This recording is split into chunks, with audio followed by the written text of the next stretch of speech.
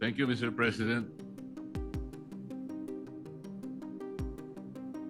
Mr. President, the committee report creates a program management office within DepEd, which shall be in charge of reviewing and evaluating project proposals under the Classroom Acceleration Program.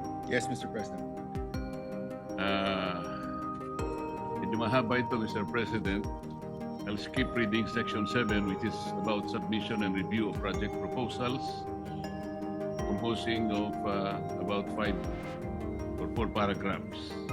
Question, Mr. President, what is the timeline for PMO's approval? Mr. President, we didn't put a timeline. Ang nilagay ho namin ay immediately, if I'm not mistaken, Mr. President. So the understanding there, Mr. President, is as soon as the law is passed, pwede na po sila magsimula na tumanggap ng mga proposals mula po sa mga LGUs at mga CSOs. If the gentleman from Tarlac would wish to include a specific timeline here, Mr. President, we would welcome that in the period of amendments. So does it suggest immediate application or implementation, Mr. President? Mr. President, that's the intention. Let me just review the language kapag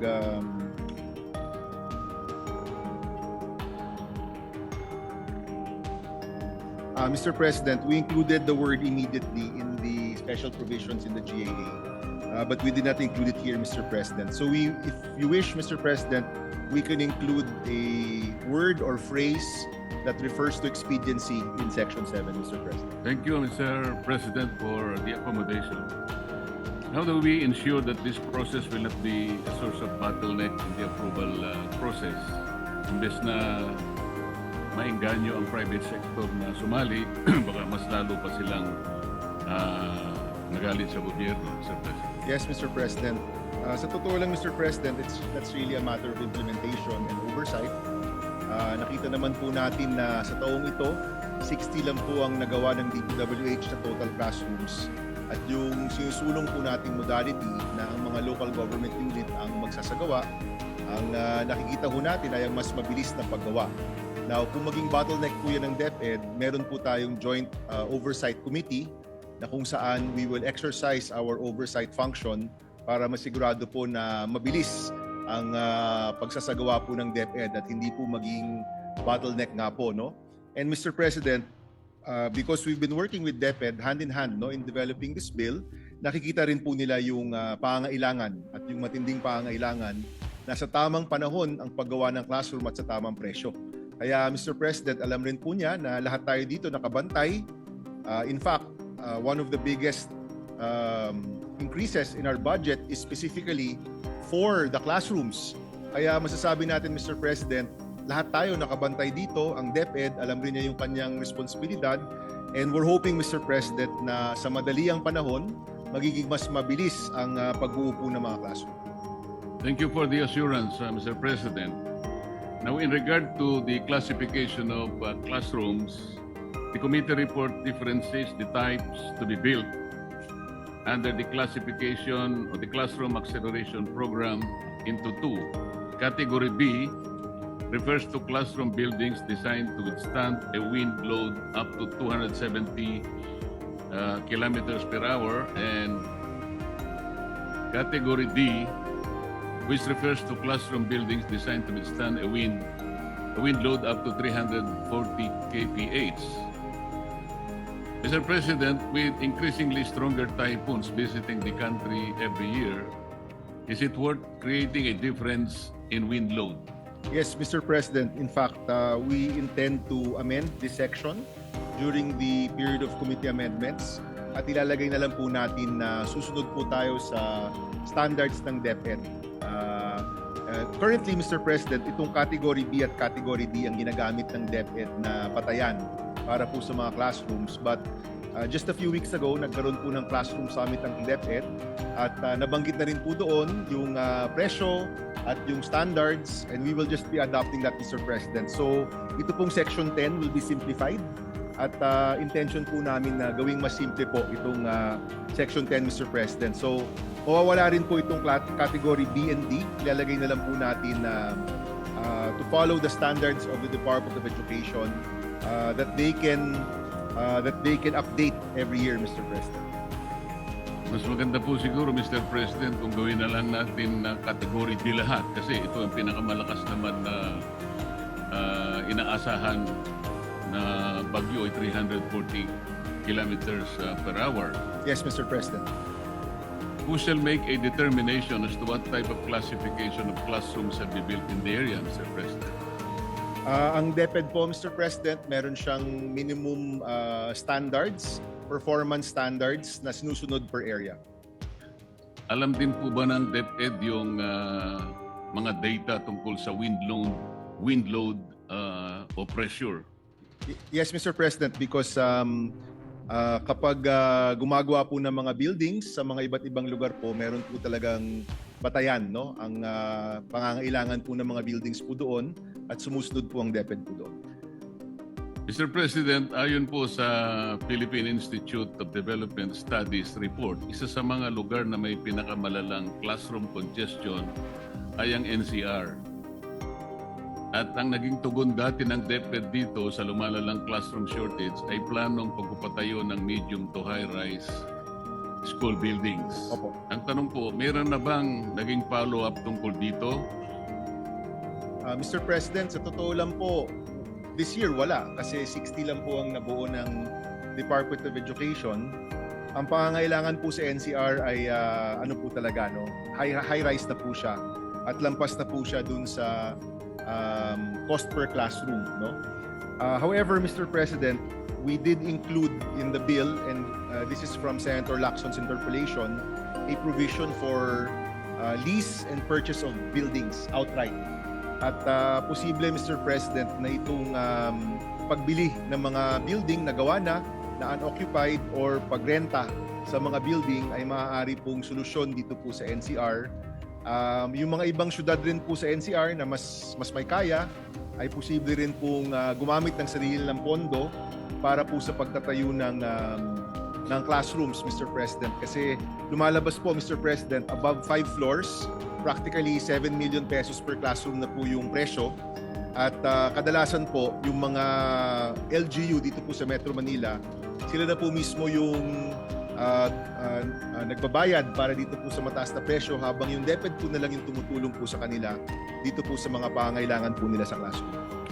Meron na po bang mga natukoy na mga urban schools, Mr. President, na makakapag-accommodate itong mga medium to high-rise school buildings? Mr. President, currently wala ho kaming listahan. Ang Cavite at Pasig ay mga na-identify na po. But definitely, Mr. President, kapag napasa na po yung batas, I'm certain that many of these LGUs will start submitting their paperwork. We have also collated some of these requests, Mr. President. Pero sa totoo lang po, it will be up to DepEd to determine kung sino po yung unang makakakuha po ng bagong building. Interesado rin po kasi tayo, Mr. President, kung paano mapapacilitate ng CAP ang construction po ng medium to high-rise school buildings at kung paano po ito mapaprioritize sa urban areas, Mr. President. Yes, Mr. President. We are aware, Mr. President, na pagdating sa mga highly urbanized cities, kailangan ho talaga ng multiple floors na po, no? But if you look at the gap in the whole country, Mr. President, yung karamihan pa rin outside of Metro Manila, single floor po yung pangailangan nila at may lupa pa rin po. Pero sa NCR, mukhang building na po talaga yung kailangan gawin, Mr. President. Maraming salamat, Mr. President. Maraming salamat, Mr. Sponsor, sa mga ilang paglilinaw. We'd like to thank the gentleman from Tarlac for his questions. Maraming salamat po at mabuhay po kayo.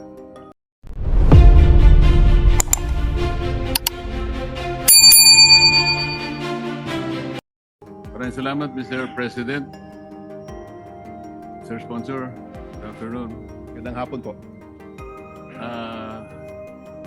I'll go directly on the integrity of data to be encoded in the digital budget portal. Ito yung kadena natin. Opo, Mr. President. As you have known, during our lengthy hearings in the Blue Ribbon Committee, we have come across of several applications being employed by the DPWH in relation to their monitoring and investigation of projects on the ground. We were able to identify MYPS. This is the multi-year programming and scheduling.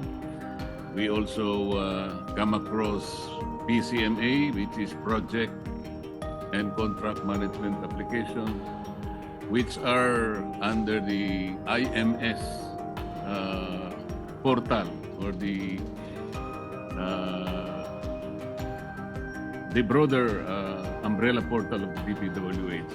But as you have known, Mr. President, hindi masyadong naging katanggap-tanggap yung kanilang mga report dahil nakita rin natin while they allege that they are doing real-time geotag applications, lumilitaw ay talagang may sablay din pala because per their admissions, Mr. President, natukoy natin na once every month lang pala sila nag-update and they're using only the project encoders on the ground. Opo. Kaya yung mga iba, nung ikumpara po natin yung MYPS, which was the basis of the sumbong sa Pangulo, and the more actual project's location as depicted in the PCMA, lumilitaw po, Mr. President, na napakalaki po ng discrepancy ng mga coordinates. Kung ganun po yung naging kalagayan ng mga monitoring and investigation applications ng ating WPH, so baka magkaroon po ng problema kung sakasakaling yung ating digital budget portal ay magkakaroon din ng ganong mga basihan, ngunit hindi rin naman pala accurate. How can we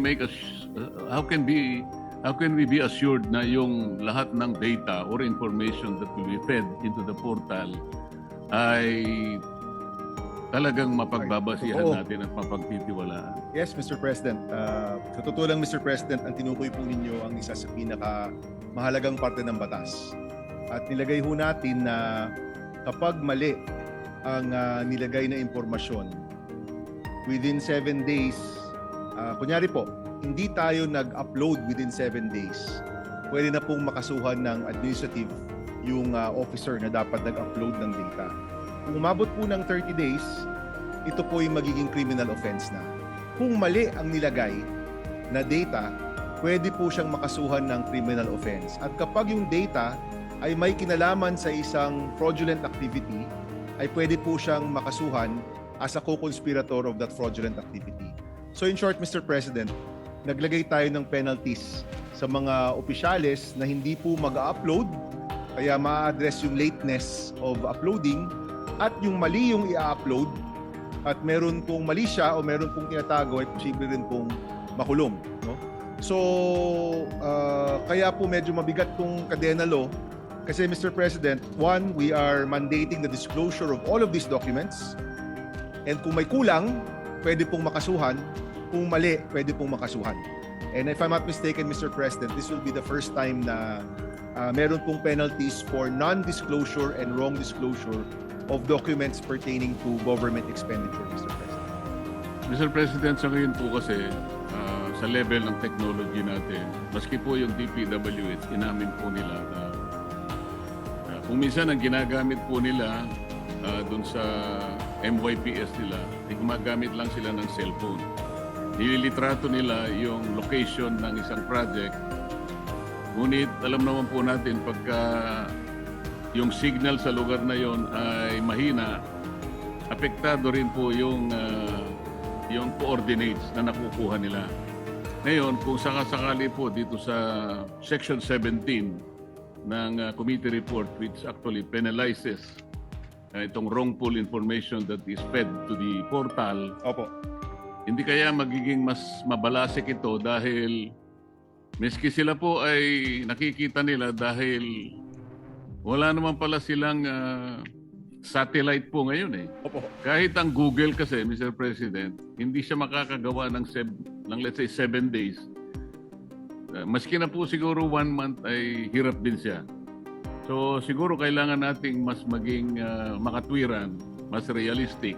Ang importante siguro rito, ang maparusahan natin yung talagang tahasan, deliberate niyang Binabago po. iminamali talaga ang information. Opo. Hindi yung nagsisikap siya na maibigay ang tamang information. Mas lalo po siguro maparusahan natin, Sir President, yung mga opisyales naman na sa kabila ng alam niyang mahirap talaga ang bagay nito, ay wala man lang siyang ginagawa para siya ay tumulong din at tingnan niya rin yung gawa ng mga encoders at saka yung mga project engineers sa baba. Mas lalo siguro dapat na bigyan natin ng mas mabigat na pataw ng parusa yung mga yan. Mr. President, pwede naman po magkamali, no? So, in the bill, nakalagay naman po na kapag may mistake, pwede naman pong baguhin as long as may katwiran kung bakit binago at nakalog yung lahat ng pagbabago. So, kunyari po, may nalagay tayong maling coordinates.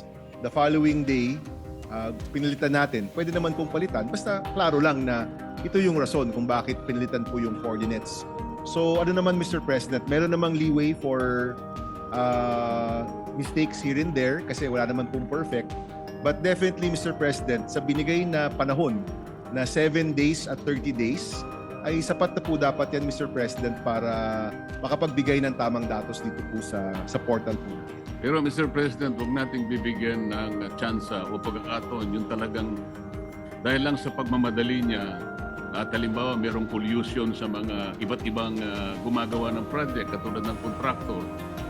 Gagawa siya at gagawa ng litrato kahit na alam niyang malayo yung minonitor niyang pangyayari para lang makakolekta na sila. Yun sana yung dapat nating makita. Hindi siya nagmamadali kung hindi gusto niya kagad na Maliin talaga. matulungan yung gustong makakolekta kagad ng project. Marami kasing ganitong naging kondisyon, Mr. President. Dahil nga sa kagustuhan nila na makakolekta kagad kahit na yung status ng project ay let's say 10% pa lang, gagawin lang 30% kagad dahil nga doon sa progress report na gagawin nung encoder. Yes, Mr. President. Pero bawal po yun, Mr. President, no? So, mahuhuli po dapat yan kasi 10% lang po yung gawa pero 30% po yung nilagay nilang completion. Yun ang gusto nating matuko, yung talagang deliberate nilang iminamali. Opo. Kesa doon sa Nagkamali lang. Meron siyang honest mistake lang na talagang ginawa niya pero nagkamali siya talaga. Rest assured, Mr. President, this is flexible enough to accommodate common and honest mistakes, Mr. President. Sa mga naging pagdinig pa rin natin, Mr. President, nabanggit ang mga bansang katulad ng Estonia, ng Georgia at Chile na sila pala'y nakapag-incorporate ng tinatawag na blockchain technology doon sa kanilang mga level ng pamamahala, kagaya ng land registration at procurement. Opo, Mr. President. Meron ba tayong magagawang mga halimbawa mula sa mga iba't ibang malalaking ekonomiya at more centralized countries? Kung meron man, baka sakaling ito po ay magamit natin sa lalong ikaayos ng ating pinanunukalang batas. Ang alam ko, Mr. President, pagdating sa national expenditure, tayo po yung posibleng mauna. Kasi sa ibang bansa, Mr. President, iba-iba yung aplikasyon. Nabanggit po ni Senator Padilla yung paggamit ng blockchain laban sa terorismo. Meron din po yung nabanggit po ninyo na pagtag ng mga lupain. Pero yung pagbulatlat ng gastos ng gobyerno, ng pera ng taong bayan, posible po na tayo pong mauuna sa mundo, Mr. President. Tayo pang nauna, Mr. President. Yes, Mr. President. Posible. Nakita rin po natin, Mr. President, yung parang pagkakaulit-ulit ng mga ibang monitoring system. Halimbawa po, napakarami po yung lumilitaw ng mga monitoring systems ng gobyerno. Bukod po sa sinabi nating IMS, MYPS, merong PCMA, meron pa silang Survey 123. At yun nga pong Department of Budget and Management, meron pa siyang sariling portal na tinawag nilang DIME, D-I-M-E. Ano kaya ang pinakamagandang paraan po para hindi na magkaroon ng redundancy sa ganitong mga pamamaraan na gusto nating puntahan at hindi na tayo makapag-aksaya pa ng panahon. Hindi lang panahon, Pera. kundi yung salapi ng Yes. ating bansa. Mr. President, during the TWG, nakausap po namin yung mga ahensya na masabi ho natin gusto talaga nating mapasok dito gaya ng top spenders like DPWH, DepEd, DOH at marami pang iba. At ang nabanggit ho natin, Mr. President, ay kung meron silang transparency portal ngayon, we will consider that as like a pilot to the implementation of the Cadena Law. Kumbaga, Mr. President, di na natin susubukan natin na maging interoperable yung kanilang mga portal. Kasi during the hearing of DPWH, Mr. President, nung binanggit ko rin yung Section 5 po dito, yung mga dokumentong dapat ay mailabas po nila, sumang-ayon naman po sila na yan rin naman yung gagawin nila sa transparency portal. So ngayon po na kung ito po yung maging batas, hindi daw yan pwedeng baguhin. Hindi na po pwedeng tanggalin ng next secretary, for example. But during the implementation, Mr. President, ang balak po natin, lahat ng mga inisyatibong maganda naman, ay ifo-fold in na lang po natin dito po sa implementation. But let me just say, Mr. President, it will be DICT to implement the Cadena Law, Mr. President. Hindi naman po tayo rin, hindi naman po tayo sa Senado.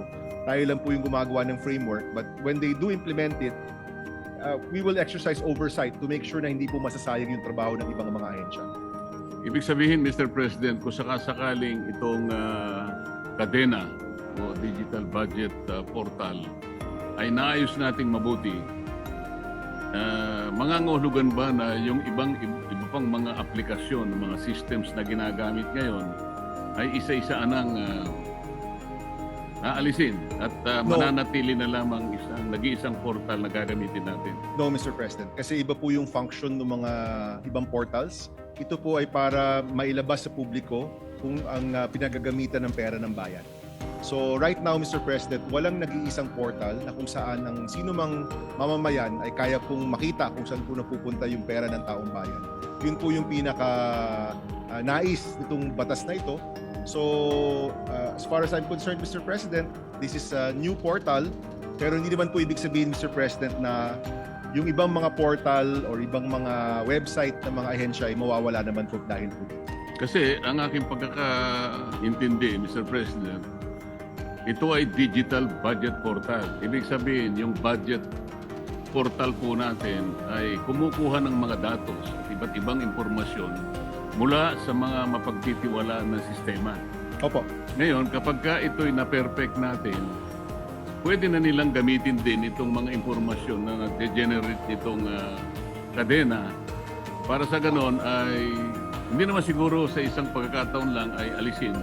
Kundi magiging daan ito para unti-unti nang Mas maalis streamline. natin yung iba't ibang mga application. Kasi nga sa dami, ayaw naman natin na nasasayangan lang o nauulit, nagiging redundant yung maraming applications. Iisa naman ang kailangan natin sapagkat digital na eh. Opo. Yun siguro yung aking gustong Yes, Mr. President. matunton, Mr. President. Opo. Definitely, Mr. President, the portal, yung Cadena po, will consolidate all of these other portals, Mr. President. Kung siguro po pare-pareho yung function o pare-pareho po yung purpose, pwede po talagang ito na lang. Pero syempre, Mr. President, kapag iba naman po yung purpose or function ng ibang portal, iba po yun. Nalaman din po na ang representasyong ito, Mr. President. Panghuli na pong tanong, Mr. No, President. Mr. President, I welcome the questions, Mr. Sa President. mga Salamat reports po. po kasi ng iba't ibang ahensya katulad ng DBM, kahit na yung DICT, at kahit na yung Baguio City, ay nagkaroon po ng mga ulat na sila'y gumagamit pala ng blockchain technology. Gusto ko pong malaman kung ano po yung naging feedback sa atin, kung meron man favorable or otherwise. Ongoing pa po, Mr. President. Even yung sa Baguio City, they were present. Si Mayor Magalong was present during our hearing. Ongoing pa po yung kanilang conversion to blockchain. No? And yung DBM naman po, Mr. President, yung isang parte lang nung buong budget process yung nilagay nila sa blockchain. So hindi pa talaga masasabing buo o ganap yung kanilang mga pilot. But definitely, Mr. President, kung syempre, di naman po ito mabubuo ng isang araw, habang tuloy-tuloy po sila, matututo rin po tayo sa kanilang implementasyon when it comes time to implement the Cadena Law, Mr. President. So ang inaasahan po natin, Mr. President, sandaling matukoy natin ang blockchain technology, makakatulong pala sa pagbuo ng isang budget portal sa mga susunod na mga panahon. Ang blockchain technology ay magiging isa sa mga basihan ng portal na ito. Posibleng blockchain technology po ang magamit ng implementor kasi nilagay po natin very broad yung teknolohiya at habang tayo po ay nagsasalita, marami ring bagong teknolohiya pong lumalabas. So kapag panahon na po ng implementation, posible na piliin ang blockchain para maging pangunahing teknolohiya po na ma-secure yung datos po ng gobyerno. But Mr. President, so to be clear and for the public na nakikinig, ito pong Cadena Law, siguro po yung blockchain part o yung technological part is maybe 25% of the law. Yung 75% po, yung pagmandato sa mga ahensya na ilabas yung importanteng datos na kung saan ginagamit yung pera ng bayan. Salamat po sa sagot. Kasi Opo. kaya po, kanina pa po ay nag-isip, bakit kadena? Kasi So palagay ko yung kadena ay nalink do sa salitang blockchain. Chain. Kasi po yung kadena, sinisecure po natin itong datos na ito kasi ito po yung pera ng bayan. Hindi lamang yun, Mr. President, yung kadena nagsisimbolo na lahat ng gagawa ng katiwalian ay talagang Ikakadena natin, makakadena, Mr. ano po. President. Tama. Oo. Tama, Mr. President. So, Maraming salamat po, Thank you. Mr. President. Thank you, Mr. Maraming salamat po, Mr. Salamat Sponsor, po. sa mga paglilinaw. At kung kayo naman ang tatanungin mga kababayan, ano kaya ang inyong reaksyon at komento sa balitang ito? Please comment down below at huwag na rin kalimutang i-like at share ang ating video. Thank you for watching.